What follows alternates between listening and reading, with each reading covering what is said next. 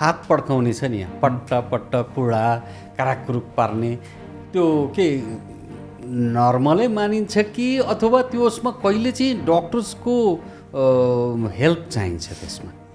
यो नर्मल हो। धेरै जस्तै तपाईँ म अब भनिहाल्नुभयो, अब हाँसी कुरा गरेर म औँला पड्काएर देखाइदिन्छु, यो आवाज आउँछ, यता आउँदैन। जोइन्ट्सभित्र फ्लुइड हुन्छ, हजुर, लुब्रिकेसनको लागि साइनोभियल फ्लुइड, त्यो फ्लुइड लुब्रिकेसनको लागि पनि हो, ताकि फ्रिक्सन मिनिमल, कार्टिलेज डिजेनरेसन्स, ड्यामेजहरू, वेयर एन्ड टियर कम होस्, एउटा मेन कन्सेप्ट त्यो हो।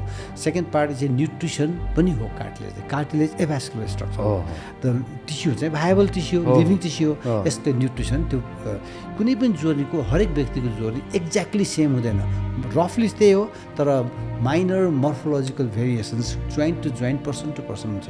त्यस्तो सिचुएसनमा when the fluid shifts from one compartment to the another, sometimes it can produce the fluid. So that is normal for that patient.